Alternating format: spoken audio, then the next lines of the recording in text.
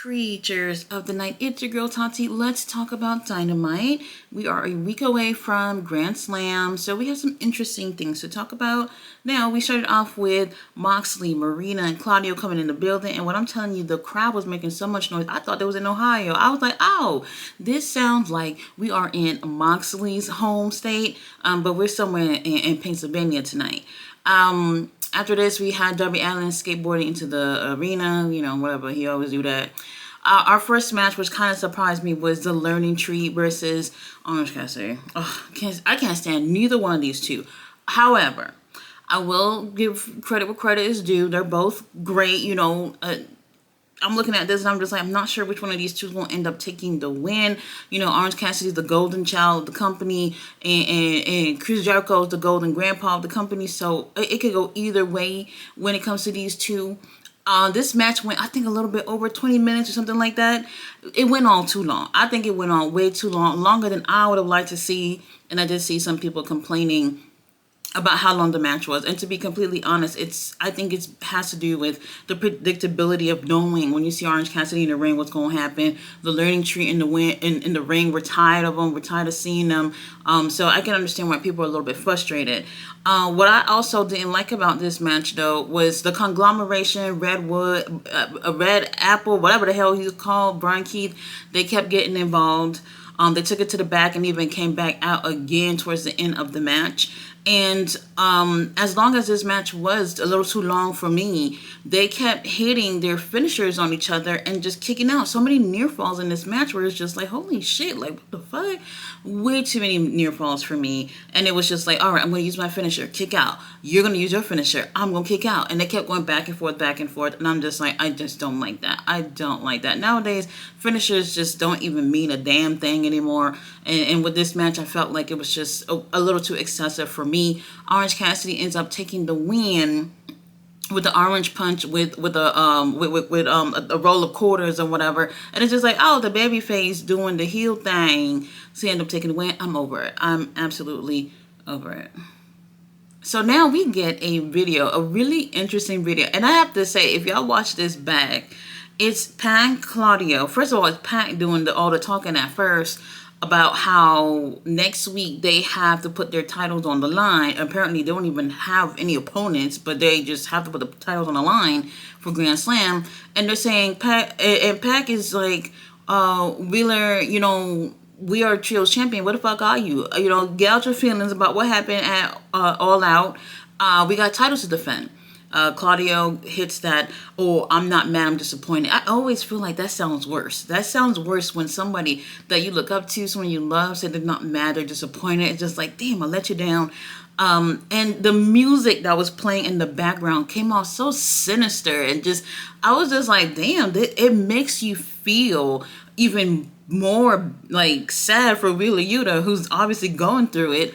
And then Moxley comes out there and he's like, oh, you're a grown man now. And when he said grown man now, he sounded like as if Wheeler Yuta turned 18 like yesterday. And I'm just like, this guy's like in his mid-20s, right? What are we talking about? Obviously, they want him to join them in whatever the fiasco that they got going on. But either way, they're trios champions and they should be defending the title. And Moxley is just like, oh, what kind of guy did we train you to be? We trained you to be a better guy than that, to be a champion. And you'll be here hiding and crying and shit over Danielson. And they end up walking away. That whole thing, like I said, that music really added to it. Really, Yuta boy, we are praying for you. After this, Alex Marvez, who I keep forgetting is employed, he's waiting for Wheeler Yuta to come in the building, and at that exact moment he's waiting, Wheeler Yuta comes in, and Wheeler Yuta goes on to say that, you know what? He's the champion. He's been training all these years to be a champion. He has the title. Whatever's going on, even though his friends have changed, that's not going to change him. He's still going to get in that ring and defend his title. And then some dude from the back came and gave Wheeler Yuta his title, talking about he left it back there. Okay, great. After this, we have Roderick Strong and the Undisputed Kingdom. They didn't even get their music, they didn't even get played or anything. They over there on commentary having to deal with Taz and Schiavone and Excalibur. And then here comes Hook. He's going against someone named JD Inc. And I have to say, like, dude was tatted up. Like, maybe his face didn't have tattoos, but everything else tatted up. And I like that. What I didn't like was this match. Absolute waste of time. This is what I'm saying. The company keeps building Hook to be and look the same motherfucking way every single time, and I just don't understand. Y'all literally put the FTW title back on him so he can have squash matches with damn near anybody that y'all picking up from the street. And literally it's just what German, red rum, and win the same motherfucking thing. And this is what I'm saying. People like Hook would definitely benefit from having, a few dates a month of being on the indies and putting in some work instead of just getting all his experience in AEW. He ain't getting shit. He is not getting shit in terms of experience. And then we're supposed to believe that at Grand Slam, he's supposed to go against Roderick motherfucking Strong, the messiah of the backbreaker, and win next week? Are we kidding, Tony Khan? I don't know. I don't know what we're doing here. I don't know. After there's the patriarchy back there.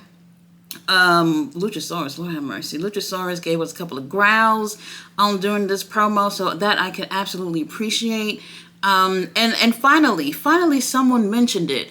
Our stepdaddy mentioned how, Moxley's over here causing a ruckus up in this company to get his hands on the world title, but he doesn't have to do that because if he wanted, he could have just gone and take the thing from Christian. And that's what I said. That's what I motherfucking said. You literally trying to kill Darby Allin to get his opportunity when you really could have gone after Christian to take his opportunity from him. But whatever, nobody listens to me. While he's talking, all of a sudden there's somebody who's in the room, because he was talking about, how his son Nick Wayne is going to be in a 4-way match for a big opportunity. He plans on holding the world title. At the same time, Nick Wayne is going to be holding whatever title they talking about for Nick Wayne. And then Kip Sapien is in the room. And then Christian just tore his ass up. He said, look, man, I don't give a fuck about you. You keep popping up everywhere we go. I don't care if your daddy died. If you don't stop whatever it is that you're doing, I'm going to dig a ditch right next to your daddy and put you in it. And I was just like, oh, my God. If I was Kip, I would definitely be crying. Christian, he's lovely. Love him. After this, we have the ladies in tag team action. Mariah May teaming up with Serena Deeb versus Queen Aminata and Yuka Sakazaki. This was pretty much a handicap match. Mariah May did the absolute least to be in this match. I mean, like, it was really Serena going against the other two girls. And, she's doing her thing up in there. But Mariah's over here posing for the camera with a title and just looking all pretty and really trying not to get in this match at all. Now, when she sees that Yuka is about to take the win, then she runs in and she hits Yuka while she's pinning Serena with the title. Rev goes for the bell, and then she starts beating her ass up with the title. And I'm just like, I appreciate this. I could understand. And then she gives her a kiss before she ends up leaving. Then we get a promo of Mina Shirakawa, who's basically letting us know that she's going to be coming back. And we knew she was going to be coming back. Like, who doesn't want Mina? She's coming back, and I'm pretty sure this is going to be her and Mariah being the mean girls of AEW together, and I'm here for it. I'm a little bored with whatever's going on with Mariah. I want things to pick up. We'll see what ends up happening with that. But great to see Mina coming back to AEW. After this, they're supposed to get this little video package of Nigel and the whole Danielson thing. Technical difficulties, because when they came back from commercial, all you hear is just the audio from that video package over the commentators, and then they tried to play it, but it wouldn't play. It was just like stuck like a DVD or some shit. And then they was just like, well, we're not gonna air it. And then all of a sudden they're like, well, we got word that it's good now, we're gonna play it. Then they played it. It was great. But all these technical difficulties, Tony Khan, let's get together, girl. I am really looking forward to this match. Remember, they kept saying if Danielson is cleared to be in this match. And I have to say, this video package was done so well. They had a lot of the ROH guys who are in AEW do like little interviews for this video package, and it felt like a big motherfucking deal. And with that being said, Tony Khan, I'm gonna say it again, the fact that something like this would be on Grand Slam instead of Wrestle Dream. That's what I've been saying. People like me who's been dreaming about seeing Nigel and Danielson go back at it. And we're possibly doing this for Grand Slam. I still think this is the wrong way to go. And I think this but this video package they put tonight definitely should show people why something like this is way too important to be on a motherfucking Wednesday night. But I don't know. We'll see what ends up happening, because there's a possibility that Danielson don't even make it there. And I'm going to be honest. I'm not trying to be insensitive or anything, but Jon Moxley put a plastic bag over Danielson. You don't need to be out for 3 weeks because of that. I mean, you're not dead, and I don't see what the issue is for you to be gone for like 3-4 weeks. But we'll see what ends up happening with that. So now, Lord have mercy. Claudio, Marina, Moxley are coming out to the ring. And they're walking through the crowd, taking their sweet old time, because obviously this is a 2-hour show. We have all the time in the world. And right before they make it to cross over the barricades to go to the ring, Private Party decided that they're big and bad, and they end up attacking them. And I'm just like, oh my God, this is not going to be good for y'all. Now, earlier in that night, I don't even remember when this even came on, Private Party, they want to go for Trios Gold, obviously. And they're like, we're going to find another partner for us. And I'm just like, isn't it going to be Commander? Wasn't Commander with y'all the past few times? So I assumed that maybe it wasn't going to be Commander. Now, Isaiah Cassidy decided that he was going to have a message directly for Jon Moxley. Obviously, he's not playing, and when he sees Moxley, he's going to get his hands on him. So then later that night, when Moxley and Claudio and Marina comes out, then he goes on to attack them with Mark Quinn. They get their ass whooped. That's one thing. And to be real with you, Marina Shafir was the one who was really whooping Isaiah Cassidy. Man, they barely got their hands on Mark Quinn, but Mark Quinn was just laid out on the ring for the most part. Isaiah Cassidy got an ass whooping of a lifetime. And Marina Shafir, girl, you doing it for the women's division right now. You know, you're not in any matches or anything, but she came out looking really, really great in terms of beating up on Isaiah Cassidy. Now, while all this is happening, here comes Captain Saberho, Commander, who just popped up out of nowhere, who is obviously here to help his boys. And I'm just like, Commander's still with y'all? You know, that's not what I was hoping for in terms of the trios thing they was talking about. But I don't think it's going to matter, because when Commander goes into dive onto our boy Claudio hit him with an uppercut mid-air, and that was it for our boy Commander. Alex Abrahantes, they pushed him around a little bit too, but they don't end up killing him like they should have. And then here comes Isaiah Cassidy. They held him down on the stage while Jon Moxley said, y'all been here since day one. Y'all been here for the longest. But how come the same position that y'all were in on the first day is the same position that y'all in right now? And when he said that, I felt that, because I've been saying that for so long. And it's not just Private Party. It's a whole bunch of y'all over there. But that has nothing to do with them. That is a Tony Khan and the company favoring people over people who's been in the company for the longest and putting in work. But that's another video for another time.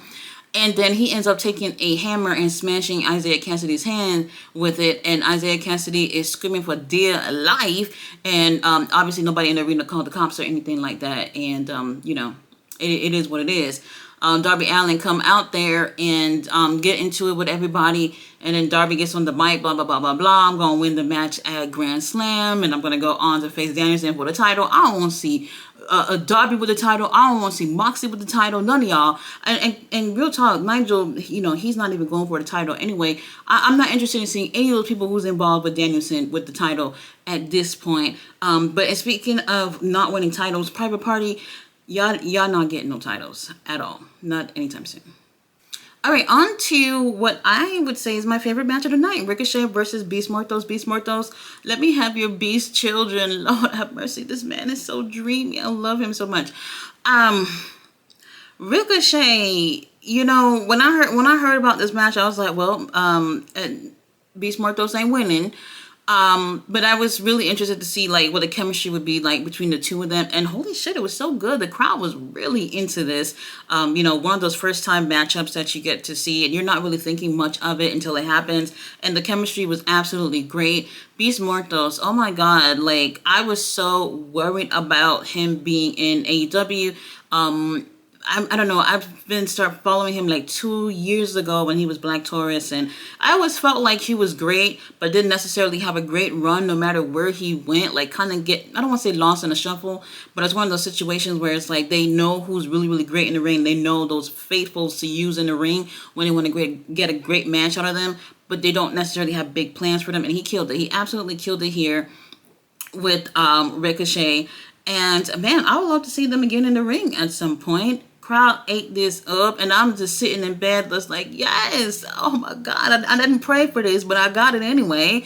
Ricochet, I think he's been doing great. This is his third match, and I'm not surprised because he looks to have his eyes not just on the international title, but to get his hands on Brev Osprey. So I knew he would end up taking the win here. If y'all don't watch anything else from the damn show, this match I think is absolutely worth it. We need some bigger opportunities for our boy Beast Muertos, who is literally, he seemed like he's on Dynamite, Rampage, Collision, Ring of Honor. Like you will see Beast Muertos several times a week, and he's putting in work, you know what I mean? And I absolutely enjoy that. Ricochet ends up taking the win with a vertigo.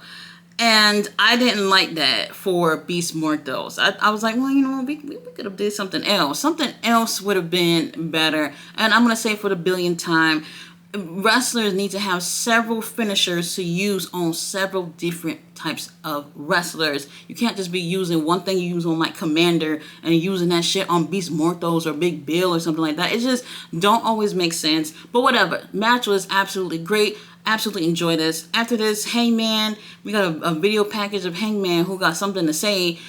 He ends up coming to the ring. Shivani's in there. Long story short, he said anybody who was trying to help Swerve in any type of ways, he gonna get their hands on them. And I'm just like, well, who actually tried to help Swerve? I don't remember anybody directly trying to help Swerve. And, he has all this pent up aggression or whatever. And he said he's going to kick Shivani's ass. And I was like, you know what? Finally, somebody is doing the Lord's work. Just do what you got to do with Shivani. I'm over it. But then here comes Jeff Jarrett, who comes out. Now, I'm not going to lie. I don't necessarily remember that Jeff Jarrett tried to help Swerve. I just thought that they just had their own problems with each other, him and Hangman, but not necessarily related to Swerve at all, if I remember correctly. They were going to start scrapping, but then the useless security guards were actually useful this time and kept them away from each other. And, Jeff Jarrett got on the mic basically saying that he don't know when, where, how he's going to get his hands on Hangman at some point. Now, it's not happening on Grand Slam. It's just, we got, the card is full. We got too much going on. Don't be surprised if Wrestle Dream or some shit, these two end up locking up. If that's the case, I'm over it. Now, after this, William Ospreay is making his way to the ring, and that's when Ricochet stopped him. Ricochet cut his little promo, and I was just like, oh, Lord, he's going to talk. And then I was just like, oh, shit. All right, Ricochet, okay. This actually was not a bad promo. Now, I know people say this a lot about Ricochet, either being bad at promos or just never truly have an opportunity to have those opportunities to give us promos. So for me, I was a little bit worried.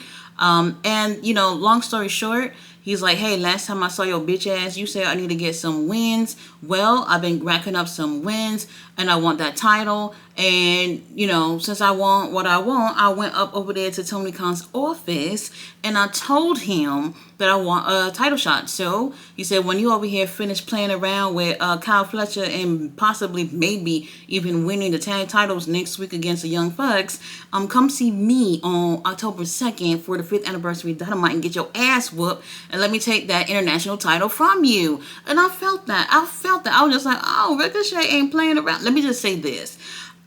This is another one that should have been booked for Wrestle Dream, but it's the anniversary of Dynamite, so I guess Something about the booking right now, when I feel like a great pay-per-view like that needs to live up to the name Wrestle Dream should be lived up to.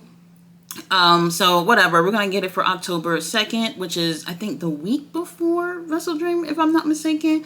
I'm actually looking forward to this match. We've been waiting. How many years has it been since they, like, was it 7 years, some shit like that? I don't know. It's been a long time, and people are waiting to see this match.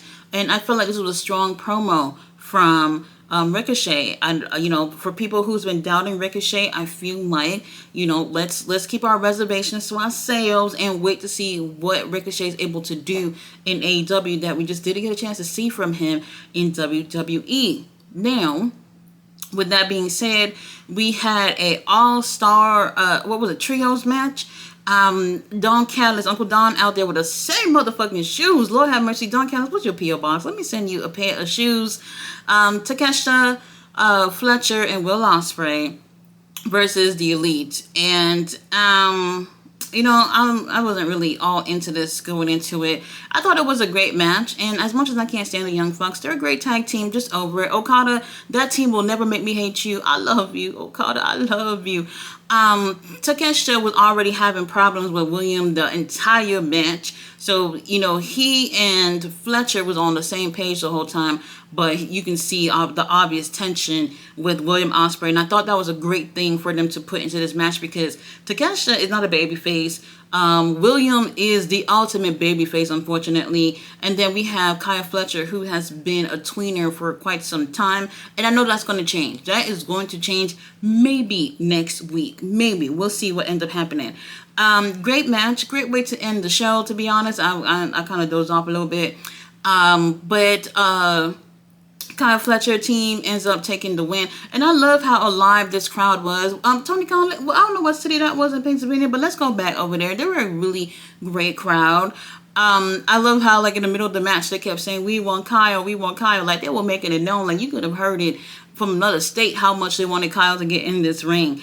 And another thing, the commentary was really pushing out, it's Ospreay and Fletcher, United Empire this, United Empire that. And I was like, this all made me feel confident about the Young Bucks retaining next week. And to make matters worse, Kyle Fletcher and William Ospreay hit the Coriolis for the win. That is Aussie Open's a finisher. That is Mark Davis and Fletcher's finisher. And I was just like, holy shit. I remember when they started using the Coriolis, and I was just like, holy shit, I love this finisher. And then here's William Ospreay just coming out of the blue and just hitting that shit. I was just like, oh my God, my boy Mark Davis better not have been replaced. It was a good show. I thought it was good, leading into, Rampage and Collision and them. But next week is really going to be the big show for Grand Slam, and I've got quite a few big matches going on for that show. So this, I think, we got a chance to see a little bit of going on with Moxley and crew. Private Party, y'all just not getting anywhere closer to these titles. All these other things that's going on that, it's just like, if you missed it, you didn't really miss much, but it was still a great way to transition to another big show that we're going to have next week. So guys, I will be back for Ring of Honor tomorrow review. Can't wait to see what happens with that since they're no longer in Arlington. So I hope for a really great show. I'll see you guys then. Bye.